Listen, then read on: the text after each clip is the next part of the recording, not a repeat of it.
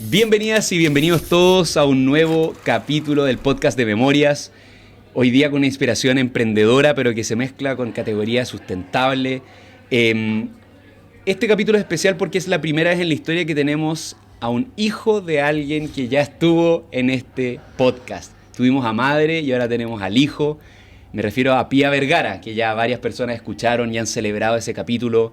Hoy día me llegó un audio de un amigo que vive en Australia, que es surfer y está allá encontrándose, y él me dijo, ¿qué onda este capítulo? Porque lo escuchó sin la expectativa de una conservación de pumas. ¿Qué tiene que ver conmigo, que soy ingeniero comercial surfeando en Australia? Y dijo, ella me demostró que esta búsqueda es legítima y que termina bien. Y necesitaba escucharlo, y con esa calma, me dijo, me ancló. Y ese es el poder que tienen este tipo de historias.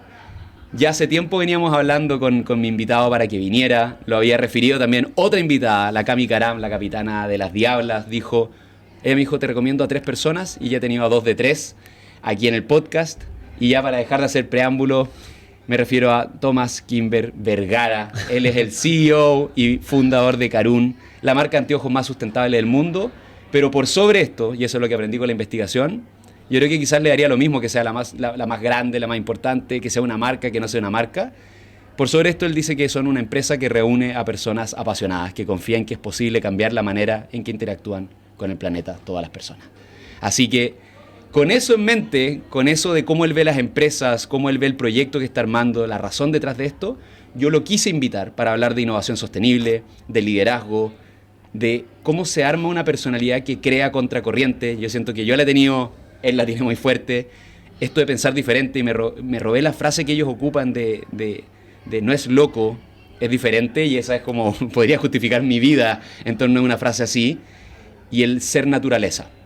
La estructura de la entrevista siempre cambia. Con su mamá, con Pía, fue las características de los pumas. Y dije, ¿qué puedo hacer con el hijo? Así que la página web de ellos y la entrevista de ellos me dio mucha luz. Investigué durante semanas y era evidente al final de que lo tenía que hacer según el modelo Karun de desarrollo consciente. Así que esas van a ser las etapas. Pero antes, la primera pregunta es, ¿cómo estás, Tomás?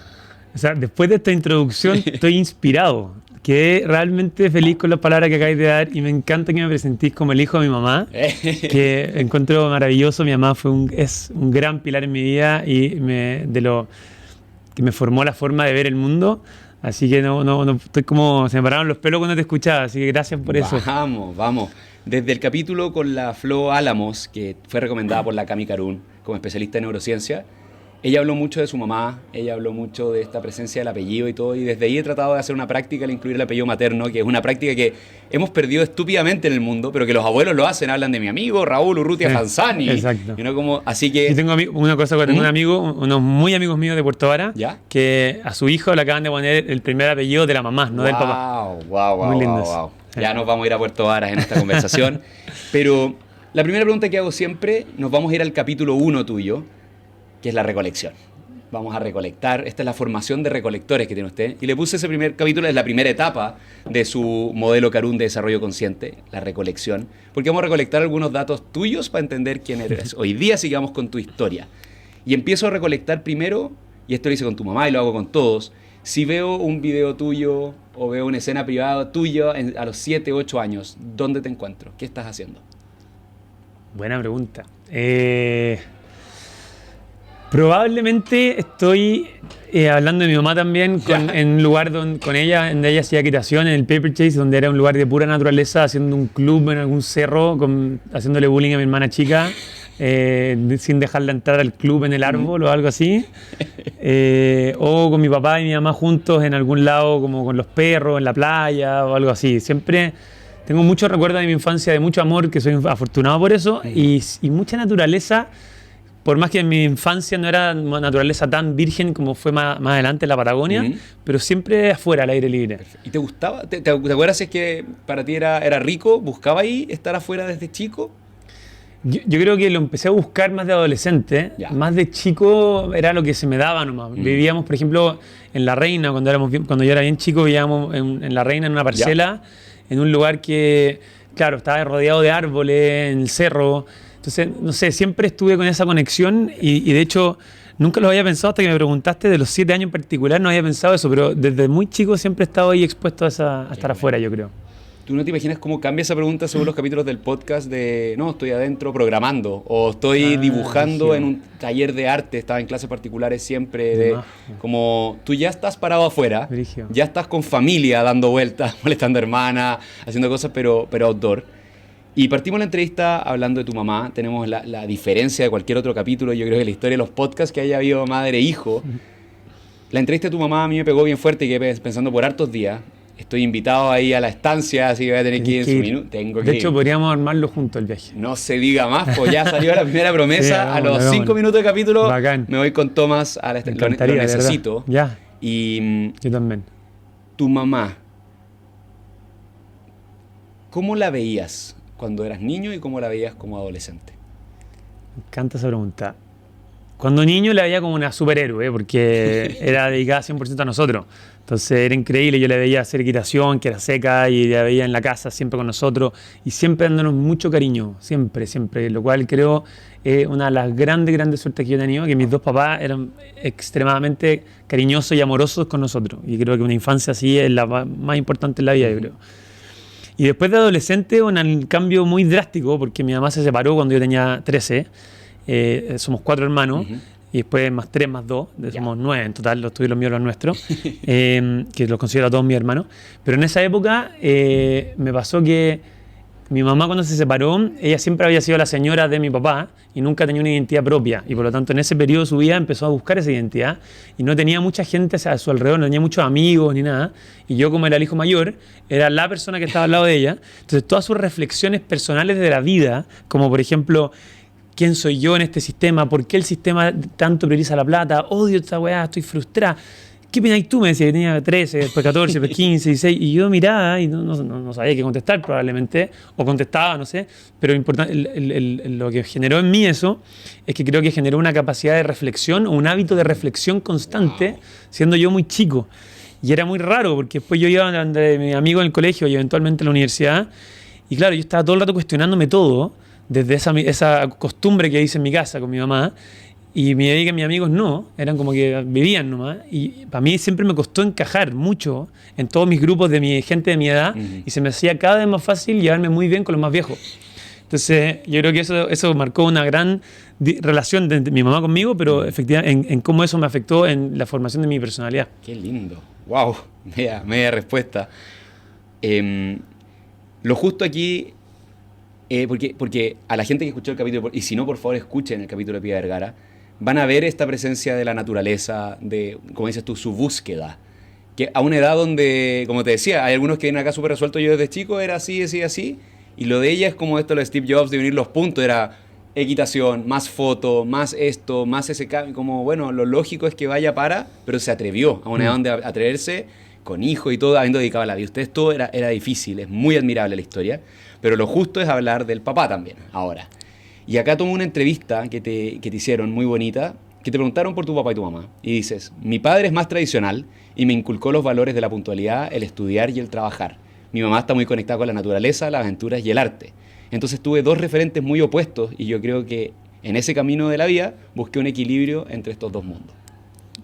Sí, tal cual. Eso es, y de hecho, yo me acuerdo cuando mis papás se separaron, no sé, ya las primeras 2 semanas, por ejemplo, probablemente yo estaba muy triste, pero algo me hizo hacer un clic en mí que dije, wow, qué media oportunidad que tengo. Lo vi como una oportunidad en el sentido de decir, tengo 2 papás muy diferentes, voy a poder vivir la vida con los 2, y yo, mi desafío personal, yo me lo decía, me acuerdo mucho en el camino al colegio cuando era chico, pensando conscientemente, decir ya, yo quiero crecer no quiero ser como mi papá, porque lo veo con mucho más problemas en sus relaciones emocionales, con sus hijos, con él, en esa época, y veo a mi mamá muy complicada con los temas más pragmáticos de la vida, de la plata, todo ese tipo de cosas. Si yo no quiero ser como uno de los 2, yo quiero hacer un equilibrio entre los 2. Qué lindo. Y voy a hacer un esfuerzo muy consciente del resto de mi vida para tratar de tomar lo que yo quiera tomar de cada uno y tratar de no tomar lo que yo no quiero de cada uno. Y muy abiertamente lo fui conversando con ellos. Y eso fue muy lindo el camino. Y efectivamente mi papá es de las personas más buenas como de corazón que conozco, probablemente la mejor persona que conozco, es entregado por su hijo, por el mundo. Me inculcó unos valores hasta el día de hoy impresionantes. Y claro, si no fuera por él, yo no podría manejar una empresa probablemente. Y si no fuera por mi mamá, probablemente no tendría un propósito tan claro. Entonces esas 2 cosas han sido muy, muy lindas. Qué bonito. ¿Te acuerdas cosas que quisiste ser cuando niño? Como entre qué cosas barajaste o ya acercándote de la universidad. Siempre, no sé por qué, quizás fue las películas, pero yo desde que tengo, no sé, de años, primero básico, yo decía que yo iba a ser el próximo Bill Gates y que iba a ser el empresario más grande del mundo. O sea, estaba convencido. ¿Pero qué llamaba a un niño a pensar quiero ser eso? No sé, de verdad no sé si es como la... Porque por plata hay otros ejemplos, más que Bill Gates. la Uno plata no pensaba en la plata de Bill Gates cuando niño. No, la plata... Yo creo que la plata nunca me ha movido per se. Siempre me ha movido mucho y creo que es muy importante la plata para poder crear cosas, para poder generar cambio, para poder generar impacto, para poder movilizar. Y lo que a mí siempre me movió fue desafiar los límites de lo que yo creía que era posible para mí y romper con los moldes normales y decir, bueno, si es que alguien, no sé, si yo veía algún escalador, un surfista haciendo algo, yo podría llegar a hacer eso si yo quisiera. Ahora, no fue mi realidad. Después, no sé, yo veía un gran empresario en el diario o lo que sea, y yo tenía una vida súper normal, no teníamos mucha plata, y decía, yo puedo llegar a hacer eso.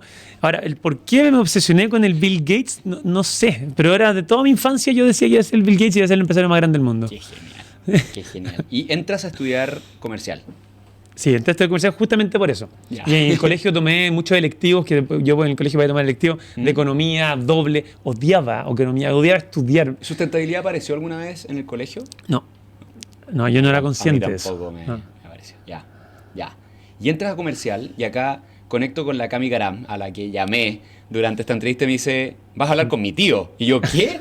Me dice, por una bisabuela en común, no sé cómo, ustedes están conectados. Yo pensaba que yo era el sobrino. Listo, está más joven que ella. Y me dijo, tú en ese momento fuiste muy crítico de la universidad, del sistema de las universidades en general. Ay, se acordaba. Y me dice, para mí fue muy fuerte, porque para mí soy muy académica, soy muy de universidad. Ella en su entrevista dice, a mí hubo profesores que me cuestionaron, oye, ¿es deporte o ingeniería? No me vas a decir, como eso depende de mí, no de ti. Escuché la entrevista con ella, me encantó. Poderosísima, Sí. clara. Y me dijo, me gustaría que le preguntaras, porque para mí fue muy fuerte. En ese minuto, y me dice, hoy día veo que tiene razón. O sea, supo hacer su camino de éxito, pero ¿qué es lo que te daba esa inconformidad durante la época universitaria? Me encanta tu pregunta. Hasta el día de hoy sigo pensando un parecido. No que la universidad es mala, ¿eh? Por supuesto que no, si eso sería muy, muy ingenuo de mi parte, pero que no es para todos y especialmente depende para qué. Si tú vas a estudiar una carrera específica porque tenías una pasión en particular, no sé, medicina o lo que sea, tenés que estudiarlo. Por favor. Ojalá que también incorpores también otras cosas, no solo la tradicional, también más holística y más alternativas, que sería muy lindo, que creo que ese complemento falta. Ahora, si vayas a ser emprendedor o vayas a más negocio o vayas a trabajar en empresa, me parece que es redundante la carrera porque es muy larga. Pero principalmente por una cosa que para mí es lo más importante, que es que tú para que te vayas bien en la universidad, tú tienes que calzar dentro de un molde. Tú tienes que contestar un cierto tipo de respuestas que están predefinidas, lo que está bueno o lo que está malo. Y la vida no es así. La vida es demasiado infinitos tonos de grises. Entonces yo siempre en ese hábito de la reflexión, yo discutía, decía, pero profesor, no entiendo, ¿por qué me dice que hay que maximizar la utilidad de esa base de la empresa? ¿De dónde? ¿Quién la inventó? ¿Y por qué tenemos que seguirla? No, porque el accionista, si no el incentivo económico, ya lo entiendo, es válido, pero quizá hay otras cosas que son igual de importantes, o por qué no más importantes.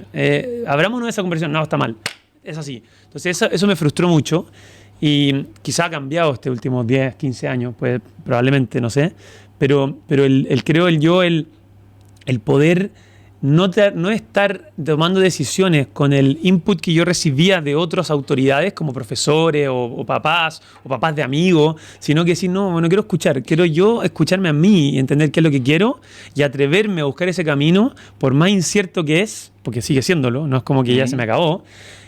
Para mí, por lo menos, creo que valía más la pena porque creía, y creo que lo he comprobado, que ese camino, la experiencia que te da, es mucho más profunda que la que te va a dar seguir una ruta que ya tenés trazada, al menos para mí. Qué poderoso, y lo conecto, ¿no?, con esas conversaciones de una mamá con su hijo de 14, llevándolo a temas muy arriba, o sea, para esa edad. Y eso es lindo porque ella es como confía en ti y le hablaba a un hijo que veía como un par. Y Y eso, a pesar de que tú quizás no tenías las respuestas para ella, era formativo de, oye, Total. uno se va a hacer estas preguntas al menos.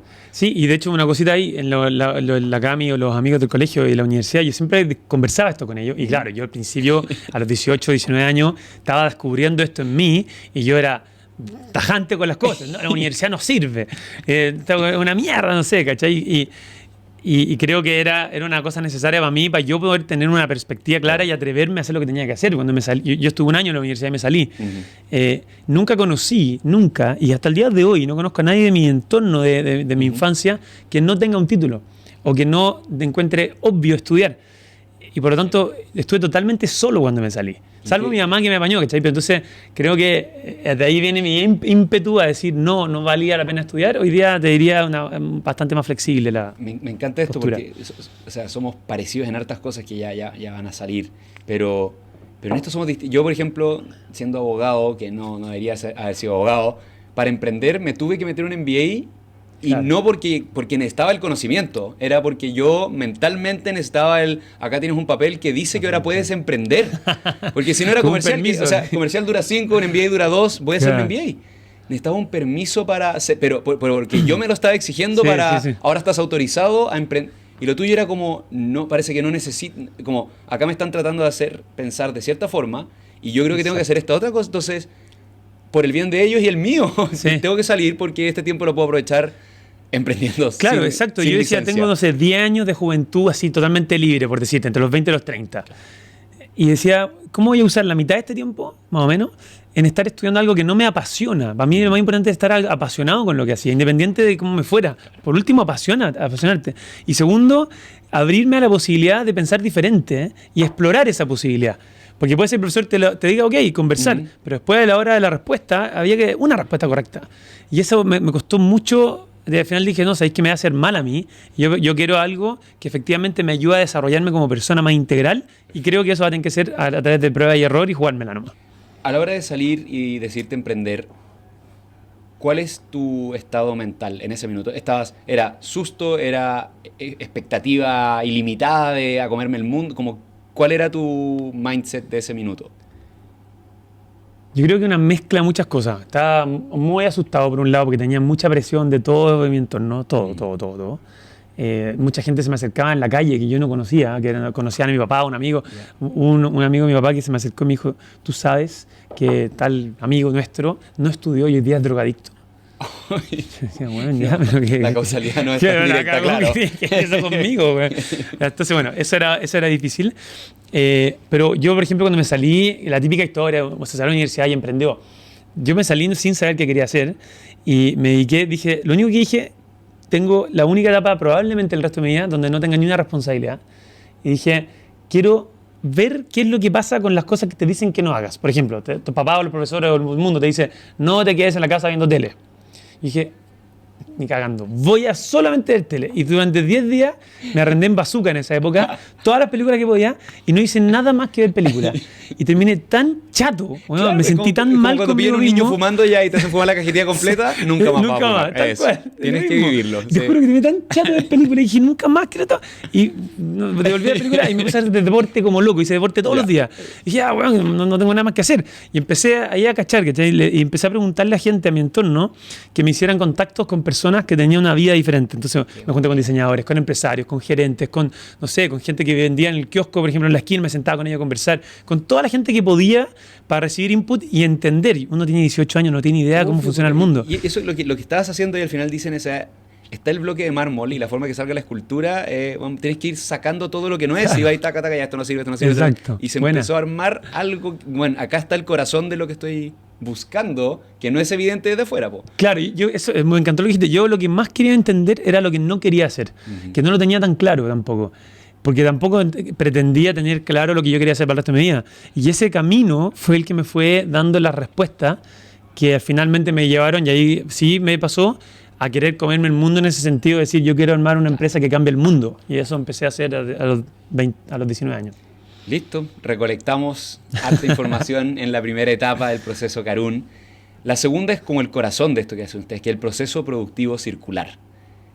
Y sí, el corazón de lo que está pasando en tu vida va a ser Karún, este capítulo. Karún fabrica y vende anteojos 100% reciclados de alta calidad. Ya te han preguntado por qué anteojos, así que la gente búsquelo porque hay entrevistas muy buenas. Lo que quiero hacer acá es, si ya te diste cuenta en la primera parte, estamos hablando mucho más de tu familia y de tus decisiones que de las cosas que podría preguntarte un súper buen periodista. Más que por qué anteojos es cómo fue aprender de un rubro como, o sea, como se me dice, Nacho, te quieres meter en el rubro de los anteojos, como, no, empecé a investigar las partes de los anteojos y decía ya como el marco y el lente, no, que la bisagra, que el tornillito, que no sé cuánto, como ya el puente, las almohaditas, no sé cuánto, yo como, chuta, oye, como elegiste un tema, tiene sustentabilidad, como el propósito es gigante, pero es un objeto y tiene sus dificultades y va a ser fome a veces o difícil. ¿Cómo fue aprender de la fabricación, de la industria? Agotador. A ver, yo creo que yo partido todas las cosas que hago bajo una lógica muy distinta que un poco la lógica que tiene un emprendedor que busca algo más comercial. Yo nunca he buscado lo comercial. Yo no soy una persona enfocada en lo comercial ni en la transacción, ¿cachai? Yo siempre quise usar lo que yo hiciera como una herramienta para transmitir mensajes. Entonces, por eso partí con los anteojos. De hecho, si yo hubiera sabido la complejidad de la industria de los anteojos, probablemente nunca hubiera entrado. No te imagináis lo complicada que es la industria. ¿Qué es lo que le hace más difícil? Los canales de distribución, por ejemplo, están todos controlados por una gran empresa mundial que se llama Luxottica. Ah, sí. O sea, si tú veis Chile, mira Chile, tenéis GMO, tenéis Econópticas, tenéis Plus Vendôme, tenéis Sunglass Hut, son todas de la misma empresa, no son distintas. Yeah. Y me están faltando un par probablemente. Después, las marcas Oakley, Ray-Ban, Persol, creo que Gucci, Chanel, Dolce & Gabbana, toda esta, la misma empresa. Las lentes que es Megalux o Essilor, qué sé yo, la misma. Las máquinas que hacen las lentes son la misma empresa, entonces está todo controlado. Sí, es casi un monopolio mundial. Yeah. Es de los únicos que yo conozco casi. Wow. Hay un par más, pero así que están entregados verticalmente, entonces es tremendamente complejo. ¿Y esto fue sorpresa, como ya lleváis unos pasos avanzados y... Claro, o sea, yo fui descubriendo, yo no soy un óptico, ¿cachai? Ni alguien que viene de la industria, yo era alguien que estaba emprendiendo. Yo tenía Reforestemos Patagonia, tenía Claneco, tenía varias cosas, y Carún fue lo que partí el 2012, y desde ahí me he hospitalizado, tuve miles de problemas, y me enfoqué full en Carún. Y claro, yo fui descubriendo. Y yo creo que una de las grandes ventajas que nosotros hemos tenido es que no sabíamos de la industria. Entonces yo empezaba a hacer anteojos a mano con amigos, con mi ex socio. Después tuvimos que mandar a Italia. Y llegábamos a Italia, yo no sabía cómo se hacía un anteojo. Terminé siendo mejor amigo, partner y socio de las fábricas más importantes de Europa. Y claro, pero yo lograba esas cosas y como equipo los logramos, no porque yo era experto en anteojos, sino que todo lo contrario. Era como no sabía, yo proponía cosas que no tenían ni un sentido para la industria. Pero todos decían, ¿y si probamos eso?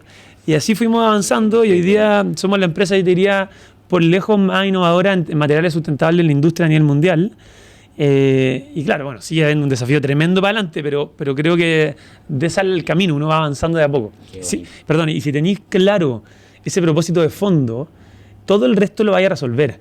Me parece mucho más, creo, menos riesgoso en el largo plazo si tú tomáis decisiones con un propósito, un norte súper claro que nunca lo vaya a mover. Yo nunca he movido ese propósito desde los 18 años. O sea, independiente que haga una fundación de reforestación, o haga anteojos, o haga lo que sea, y dentro de los anteojos, que haga anteojos de redes de pesca, o de madera, o colillas de cigarro, o de metales, todo al final vuelve a lo mismo, ¿cachai? Qué lindo. Esta semana, el miércoles, hice una charla en el Purpose Day, esto de como empresa con propósito, todo, y escuchaba una charla de la Sharoni Rosenberg, que es la que lleva todo este tema del propósito, y hablaba de las personas, por qué, cómo y qué. Así como lo de Simon Sinek, pero lo llevó a personas. Dice, no todas las personas van a ser personas por qué. Tú eres por qué, yo soy por qué.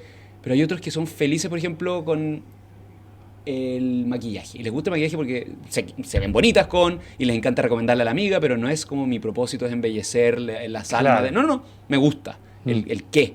Y ahí pasa contigo, lo que dices tú, yo fijé el norte, fijé el por qué, y vas a ocupar miles de roles. Claro. O sea, hoy día CEO, mañana vas a ser director creativo, quizás en la medida de que está bajo mi porqué. Sí, el qué va a cambiar siempre, el cómo va a cambiar siempre para ti, pero es como lo que te guía está claro. ¿Te acuerdas quién fue la primera persona que te escuchó? Como se me ocurre la idea de hacer quizás unos anteojos. Mi ex polola. Ya. Se llama Alexia. Y dijo sí o dijo ni? Sí, yo estaba en la mitad de la época de salirme de la universidad y empezando proyectos, tenía miles de proyectos, tenía unos amigos que vendían una comida saludable en máquinas, vending machine, después tenía miles de cosas, entonces claro, me decía, ya, ¿qué estáis hablando? Y cuando empecé a meter, como que me tomó empezó más en serio y fue súper importante en el camino de estructurar las primeras bases de Karun en términos del diseño y el arquitecto, entonces me ayudaba a diseñar. Perfecto. Yo creo que fue como la primera. Y acá que hablaste esto de Vendomática, nada, como estabas practicando hartas cosas, probando harto. ¿Cuál era tu perfil como fundador en ese minuto? Mira, así es que yo digo, yo Nacho estaba en la misma época buscando socio. ¿Qué tipo de socio eras o eres todavía? Si es que eres el mismo, ¿cómo es? Como, ¿cuál es tu pitch de, mira, si es que buscáis a alguien que yo hago esto, pero no hago esto? Es una súper difícil tu pregunta. Yo creo que he ido evolucionando en el tiempo. Entonces, al principio, de lo que a mí naturalmente soy mucho más de visión de largo plazo, tener muy claro hacia dónde hay que ir. Me imagino el futuro muy bien y tengo, creo, bastante creatividad y capacidad como de movilizar y convencer a gente para ir a algo. Esa es mi fortaleza más grande. Pero he aprendido a balazos prácticamente, los números, las finanzas, la estructura, la administración, la operación. Y he tenido que hacerlo porque nunca he tenido un socio operativo. Tengo socios maravillosos que son más, uno de mis mejores amigos tiene 60 y tantos años, se llama Tito, es mi partner, pero él nunca está en el día a día. Después, ahora más grandecita, Marcelo Atala, que es el CEO de la empresa, que me ayuda a manejar toda la parte del negocio del día a día y somos partner. ¿El cuántos años tiene, más o menos? 54. Pero te das cuenta de esto, lo de que funcionas bien con gente mayor que tú. Sí, me cuesta menos. Me cuesta mucho menos. Porque creo que me pasa que la gente más vieja, o más mayor, está más desprendida del ego. Y por lo tanto se puede conversar más la idea y se toman las cosas menos personal, en teoría, pero en general pasa más, creo, y escuchan más. Y además tienen más experiencia que me gusta a mí escuchar y yo aprender. Entonces se me hace un poco más fácil. Creo que la gente más joven, obviamente también trabajo con todos jóvenes, yo soy joven, tengo mucho, pero me pasa que todos en nuestra edad estamos tratando de validarnos de alguna forma, entonces es como más difícil entrar más en profundidad, están todos con una máscara y un escudo tratando de validarse, ¿cachai? Yo creo que tiene algo que ver con eso. Quiero hablar dentro de este capítulo Karun, quiero hablar de cultura e identidad en Karun, que es muy potente, o sea, es una marca que dice mucho y habla claro.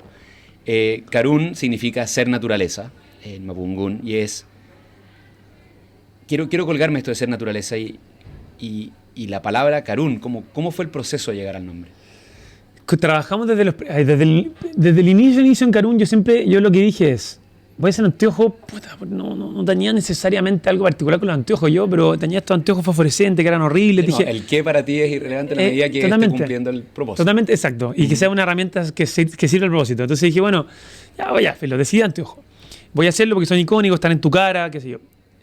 Y en el camino dije, lo que más quiero hacer es trabajar junto a comunidades, ojalá que vivan en lugares de alta biodiversidad, o sea, en la naturaleza, idealmente comunidades indígenas, porque yo quería aprender mucho de su conocimiento. Me sentía, y yo todavía me siento, que nuestra cultura moderna está totalmente vacía, o sea, no totalmente, gran parte es vacía. No tenemos una línea de miles de años de tradición, como por ejemplo los chinos sí tienen, y como definitivamente las culturas indígenas tienen. Y yo hasta el día de hoy siento ese vacío interno, cultural. Claro. Pero veo a la comunidad, por ejemplo, mapuche, y veo una riqueza cultural maravillosa, muy profunda, más profunda que la que nosotros, sociedad más moderna, tenemos. Entonces siempre me llama mucho la atención de tomar esos aprendizajes y ver qué podemos traspasar al mundo moderno para armar una sociedad más en armonía con la naturaleza. Entonces trabajamos con una fundación mapuche que se llama Fundación Memoria Azul, y con ello empezamos a trabajar el nombre que es Karu, que es verde o naturaleza, y Karun verbaliza la palabra, y Karun es el verbo de ser naturaleza. Después tuvimos clases de Mapudungun y todo para poder aprenderlo. Pero en fin, es por eso y porque estoy convencido de que los problemas de la sociedad hoy día tienen que ver justamente con la desconexión con la naturaleza. Qué bonito, porque es como con querer estaban buscando pertenencia, o sea, esta cosa como necesitamos una historia más larga, como conexión histórica, y esto es conectar con naturaleza, que va incluso más para atrás. ¿Qué significa el logo de Karun? Lo hemos cambiado muchas veces, ¿eh? De hecho, hoy día le sacamos el isotipo. ¿Ya? porque tiene originalmente era una inspiración en la cultura mapuche que representa muchas cosas dentro de la cosmovisión. En parte representa el ciclo sin fin de la vida y la muerte, la interconexión de los seres humanos con los restos de los seres vivos. Después fue mutando hacia una interpretación nuestra de simplemente figura que mostraba el puente, la unión entre polaridades, la unión entre lo ancestral y lo moderno, la unión entre la izquierda y la derecha, la unión entre el empresariado versus los ambientalistas, lo que opuestos que uno pueda imaginarse en la cabeza. Karun busca hacer una unión y decir, oye, se puede complementar estas dos cosas, estas dos fuerzas y crear algo más potente. Y hoy día lo que representa, que esta cruz que tenemos en el anteojo, representa a los guardianes de la tierra. Entonces cada persona que usa un Karun está de alguna forma siendo un guardián del planeta. Increíble. Si Karun fuera una persona, ¿cómo sería? Como todo el equipo Karun lo mete en una licuadora. ¿Cómo es? Qué buena pregunta. ¿Cómo es? Chuta, no sé. Yo te diría que hace unos años yo tenía muy prefijada esa idea, que era deportista, y hoy día me he dado cuenta que nada que ver. Es una persona totalmente normal, pero con mucha pasión y con una convicción de que la única forma de cambiar la situación que hay en el planeta hoy día es desde la acción. Y eso se puede ver desde grandes esquiadores y deportistas que hay en el equipo que son secos, hasta gente que le gusta simplemente leer un libro y estar en la casa. No importa el estilo de vida que tengáis, siempre y cuando sea un estilo de vida que nace desde la conciencia. Entonces, en pocas palabras, sería una persona que busca la conciencia. La frase que te decía que me encantó esto, lo de no es una locura, es diferente. Tiene dos partes. No es una locura. Está respondiéndole a alguien que está diciendo lo que ustedes hacen es una locura. ¿Por qué dicen que es una locura? ¿Qué es lo loco de lo que ustedes hacen para ese mundo? Yo te diría que dentro del mundo de la inversión y el empresariado, casi todo lo que hacemos, porque hemos tomado todo un camino diferente, ¿cachai? Karun, tuvimos 7, 8 años sin preocuparnos tanto de la venta, sino que estuvimos preocupados de armar este modelo y esta propuesta de valor, cosa que financieramente es contraintuitivo. Después del año 2020 en adelante nos enfocamos en la parte comercial a full y hemos crecido mucho y estamos hoy día creciendo, seguimos creciendo, pero la forma en la que lo hacemos es diferente. Priorizamos ciertas cosas que normalmente en un Excel no priorizaría ahí, y eso hace que sea mucho más difícil. No te imagináis lo difícil que es financiar esto, pero vamos generando valor, creo yo, como empresa, como marca, como producto, como comunidad, y creo, al menos lo que busco, es que Karun al final del día, independiente de si es que es una empresa mundial o un poco más chica o lo que sea, que genere la conversación y que genere un ejemplo diciendo, oye, esta no es la solución. Si Karun no es una solución al mundo, no es nada. Lo que sí es que la intención detrás es lo que puede ser la solución. Y esa intención la podéis tener tú en lo que tú haces, la puede tener cualquier persona en lo que hace. Y eso para mí es el valor. Por eso que es tan importante que pase lo que pase, no nos van a bajar ni a balazos, porque tenemos que mostrar que esta cuestión se puede, ¿cachai? Y esta cuestión se puede. Esta cuestión se puede, ahí me quiero colgar de eso. Si puedes explicar brevemente nomás, porque estamos recorriendo tu vida con el proceso, con este modelo Karun de desarrollo consciente. ¿Puedes, así en un minuto, mujeres, hombres que escuchan este podcast, el modelo Karun de desarrollo consciente tiene 3 etapas y se desarrolla? Bacán. Sí, mira, trabajamos, hemos armado todo un modelo con mucha gente muy bacán de poder decir cómo podemos trabajar en lugares de naturaleza virgen, prístina, en lugares maravillosos de biodiversidad, que generalmente hay comunidades rurales que no tienen acceso a oportunidades de diferentes tipos, como la gente de la ciudad sí lo tiene, para generar incentivos económicos para poder restaurar, o sea, limpiar lo que ya hemos contaminado, redes de pesca, cabos, metales, todo tipo de residuos, o regenerar. Ahí estamos armando toda una estrategia también de regeneración de cultivo, pero después podemos hablar de eso. Y que esos residuos nos lo venden, les pagamos, generan un ingreso y los acompañamos por, 7 años para que ese ingreso se convierta en una fuente de ingreso adicional para partir sus propios microemprendimientos o proyectos. Después del segundo ciclo es convertir ese residuo en una materia prima de alta calidad. Tenemos mucha tecnología en distintas partes del mundo para que el anteojo parezca virgen y no reciclado, o sea, no reciclado. Cuando el anteojo ya lo usás y está mucho tiempo, está viejo, nos lo devuelven, lo volvemos a reciclar y te damos un descuento en tu nuevo anteojo. Y por último, parte de la venta la volvemos a tirar a ingresar a la comunidad para poder desarrollar estrategias de cultura regenerativa en el territorio, y el cliente tiene total trazabilidad. O sea, tú con tecnología blockchain podés saber quién, cuándo y dónde recolectó cada materia prima, el recorrido que hizo alrededor del mundo con un mapa interactivo e incluso la huella de carbono que hay en cada producto que nosotros hacemos para que haya total transparencia. Y eso lo hacemos en los anteojos y lo podemos replicar en muchas otras cosas también. eso me da el pie a una transición perfecta al siguiente capítulo de tu vida, que hace la regeneración. Y esto, la regeneración es volver a crear algo. Entonces esto es el capítulo de la innovación sostenible contigo. En una entrevista dijiste: nosotros transformamos desafíos medioambientales en oportunidades para la innovación centrada en el usuario. Y aquí quiero hablar de estos anteojos de colilla de cigarro, que es de las últimas cosas que han aparecido. Unos datos que encontré en una entrevista de Forbes para que la gente tenga. 5,6 trillones de colillas de cigarro se descartan en el medio ambiente cada año. Eso equivalente a llenar 80 piscinas olímpicas cada segundo. O sea, ese cada segundo fue lo que me terminó de matar. Hasta 50 litros de agua son contaminados por solo una colilla de cigarro. Esto termina representando una de las formas más tóxicas de contaminación plástica oceánica. ¿Cómo llegaste a este dolor y cómo salió la solución? Es terrible el tema de las colillas de cigarro. Fueron dos cosas paralelas. Yo llevo años diciendo algo que hacer con las colillas de cigarro, pero no teníamos la capacidad por la cantidad de cosas. Paralelo a eso hay una empresa increíble que se llama Imeco. Imeco son unos doctorados en química que llevan estudiando el acetato no sé cuántos años, específicamente el acetato. El acetato es el material, es más o menos el 60% del plástico usado en el mundo en la industria de los anteojos. Perfecto. Todos los anteojos más como de premium son de acetato. Pero no existe hoy día un acetato en el mundo que sea hecho con material reciclado post-consumidor. Hay post-industrial, pero eso es medio greenwashing, y además la mayoría de los bioacetatos que hay vienen de monocultivo y son más problemáticos. Entonces, nada, ellos fueron los que inventaron este proceso químico de reciclaje y nos conocimos hace algunos años y inmediatamente yo dije: tenemos que hacer esto con ustedes, y les pusimos varios desafíos que eran difíciles, fuimos trabajando en conjunto con nuestro equipo y el equipo de ellos, y finalmente decidimos nosotros invertir en ellos, y hoy día somos socios, nosotros estamos en el directorio y estamos juntos. Me gusta que te metes mucho en tus partners, como... Bueno, perdón que te interrumpa, pero sí, una de las estrategias más importantes desde el origen de Karun es la colaboración, porque identificamos que nosotros no tenemos los recursos, no tenemos plata como Karun para poder competir en los mercados internacionales, y dijimos: la única forma es full colaboración. O sea, nosotros, por ejemplo, no tenemos ni un laboratorio propio, y en Eslovenia está uno de los laboratorios más importantes del mundo de nylon. Y el dueño de eso, que es la empresa que está en la bolsa en Italia y todo, se ha hecho partner mío, y yo terminé yendo a los laboratorios de ellos para entender cómo hacer los plásticos, y usamos como si fueran nuestro laboratorio, pero es de ellos porque al final vamos win-win y full colaboración. Eso lo encuentro algo muy particular tuyo, eso de la cooperación, de la colaboración, versus eso como es que no, yo no me voy a meter en nada más y fue lo mío y no puedo contarle y no puedo mostrar.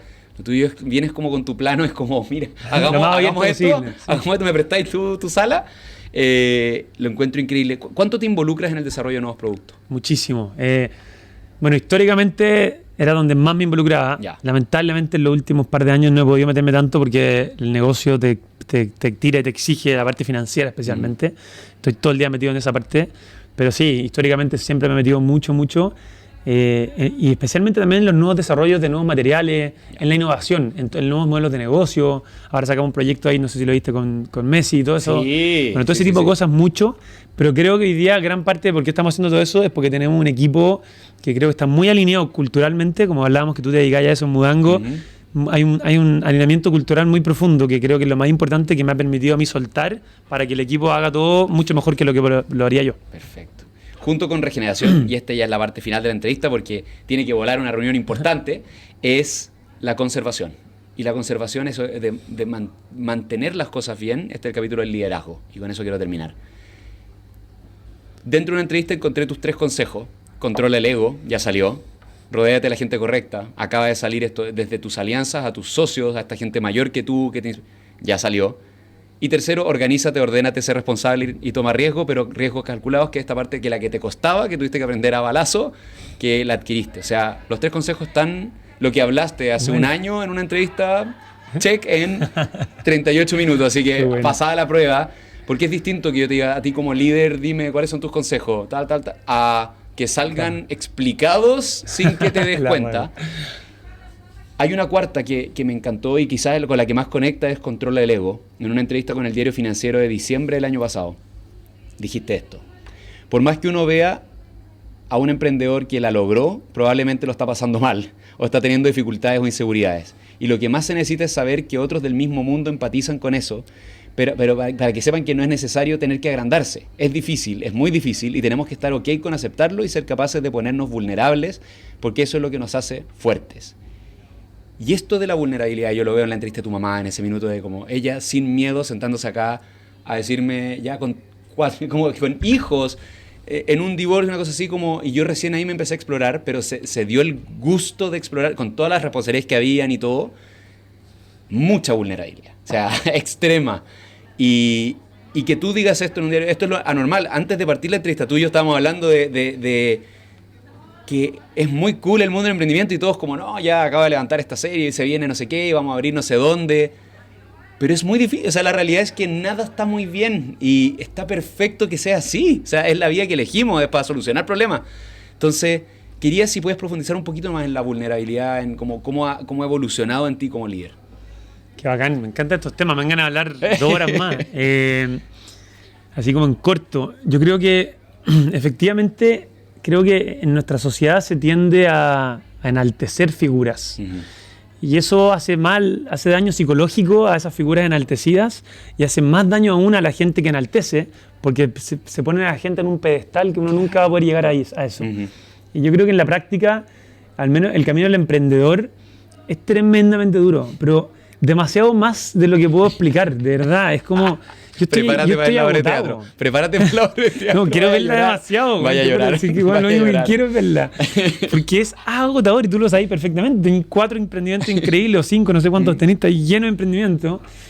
Y hay mucha presión de todos lados. Entonces creo que el usar una máscara, ponerse un escudo y hacer como que está todo bien, al final del día lo único que termina haciendo es generando desconfianza en la gente que te ve. Exacto. Y generando mucho quiebre interno en la capacidad, en tu centro personal para poder mantenerte genuino. Y si tú no eres genuino, vas a tener un problema, porque eso va a explotar en algún minuto. Uh-huh. Y probablemente quien explote eres tú y por lo tanto todo tu entorno. Exacto. Entonces creo que el abrirse a ser vulnerable y ser honesto, y el vulnerable, ojo, no desde el llanto, decir lo mal que estoy, no. Es hacer genuino con tus emociones y genuino con cómo tú te sientes con la situación en la que estés frente a tus pares o a tu gente. Y es mirar desde el otro lado, por ejemplo, tú vas por la colaboración y la cooperación, eso es tú hacia afuera, tú estás abierto a ir a donde el otro, pero el ser vulnerable es que tú estás abierto también a recibir colaboraciones. Bueno, y de hecho, súper buen punto, hace muy pocos días he estado en unas conversaciones súper difíciles internas, uh-huh. De replantearnos muchas cosas de la estrategia que tenemos, uh-huh. por diferentes razones y por la magnitud del desafío. O sea, entrar a Estados Unidos y entrar a Europa es demasiado más difícil de lo que uno puede imaginarse que es difícil. O sea, es realmente difícil. Y bueno, yo puedo tener una estrategia conversada con el equipo súper bien calculada y hace 1 año y medio, pero hay veces que las cosas que tú pensabas y no se dan. Chuta, y toca mirar para adentro, decir, en una de esas no es el camino que nos toca, y hay que cambiar el camino. Pero cambiar el camino cuando tenéis todo fijado, cuando tenéis inversionistas por todos lados, tenéis, no sé, casi 100 personas, todas viendo hacia esa dirección, es duro, es difícil y tenéis que hacerlo rápido. Entonces, eso implica también soltar ese ego, decir, no, yo tenía esto y voy a ir allá. No, bueno, hay que ser flexible, hay que ser como un río que fluye. Uh-huh. Hablaba con un amigo que es maravilloso, que es un gurú. Dice un nombre. Se llama Negro Navarro, que es lo máximo, un argentino, que se dedica a cultivar hongo y a pensar en pensamiento sistémico y a dar amor, básicamente. Y yo le decía, Negro, estoy súper confundido porque no sé bien si tengo que perseverar y empujar, o soltar y fluir. Ese equilibrio entre el fluir y el perseverar es muy complejo porque no sabéis cuál es la línea. ¿Hasta dónde estáis empujando demasiado o hasta dónde estáis empujando muy poco? Y me contesta, me dice, tranquilo, boludo, mirá el río, boludo. El río es un hijo de puta que de repente tiene una fuerza brutal. Fuerza que está todo encauzado en una cosa pequeña y hasta que de repente ¡pum! Pasa el agua y es calma. Entonces el río tiene la dicotomía de las dos, fluye y persevera, ambos. Dejate ser como el río, me decía. Y suena como hippie volado, pero es totalmente así. Mi última pregunta que tenía acá, y eso es lo loco, es como la sinergia de esto, era ¿con qué animal o planta te identificas? Y era porque a tu mamá le pregunté como si se identificaba con el puma, y sí, y porque toda su entrevista fue así, y lo tuyo no era ni animal ni planta, ahora es río. Y ese es tu va a ser de estilo. Fue naturaleza solito. Acá no. Pero no. Qué honor ser un río, imagínate. Ahí está, el hijo del puma del río. Muchas gracias, Tomás. O sea, volaron estos 44 minutos. ¿Qué 44? Wow. Ya para cerrar en el tiempo que habíamos prometido, gracias por estar acá. Aprendí mucho y no vengo a recopilar consejos de cómo escalar un negocio internacionalmente en esta conversación. Yo lo que quería era entender cómo llegaste a ser tú. Ya conocí a tu mamá, que conocer a los papás de un amigo es una muy buena forma de cachar como, viene de este... Mi papá es ingeniero, mi mamá es chef. Entonces tengo la misma que tú, como, ¿puedo tener muchos negocios? Sí, gracias papá, porque me dio estructura, pero mi mamá es... prueba a hacer yoga y pinta, acuarela y no sé cuánto. De esos combos salen los locos. Qué buena. Y locas. Entonces, es rico encontrar personas como tú con las que siento que guardando las dimensiones, tengo algo. Yo de deportista tuyo tengo un 10%, de sustentable un 10% tengo Rising. Pero fue un honor conocerte, qué rico, gracias por hacerte el tiempo a pesar de estar con tantas cosas pasando. Y si te quieres despedir el micrófono es tuyo. No, o sea, te agradezco. Primero, me encantaría hacer un podcast al revés, entrevistándote a ti. Así que quizás podríamos armar una dinámica en este mismo Memorias, al revés. Cuando vayamos a la hacienda lo grabamos. Ya, pues eso. El micrófono Qué choro, me encantaría. Imagínate. Porque también para todos los que están viendo, Nacho es una máquina, es un seco que tiene no sé cuántos emprendimientos, cada uno más diferente del otro. Creo que esa energía se contagia, me voy yo inspirado, te juro. Así que te agradezco porque de verdad... El camino de emprender es muy solitario, muy solitario. Han sido 12 años maravillosos que he tenido en Carún, pero realmente duros también. Y no lo digo para ser dramático, lo digo porque es la realidad nomás. Y creo que cuando escucho historias o cuando conozco personas como tú, me llega energía de vuelta y me ayuda a recordar que uno no está solo, que estamos todos pasando un momento difícil. Y eso no es solo el emprendedor, todo el mundo hoy día está complejo. Entonces un mensaje quizá para todos es que nos acordemos que tenemos una vida nomás, que los problemas que tenemos en verdad no son tan graves como uno piensa. Esto es un juego al final del día, lo más importante es hay que dejarse fluir, tener gente que uno quiera al lado y chao. Vayan a la naturaleza, bueno, sigan a Carún Chile en redes sociales o Carún, depende del mercado donde estén. Y nada, acordémonos que podemos cambiar el mundo desde la acción. Excelente, para todas y todas, gracias por escuchar. Estuvimos con Tomás Kimber Vergara, CEO y fundador de Carún. Nos vemos la próxima semana. Chao, chao. Chao.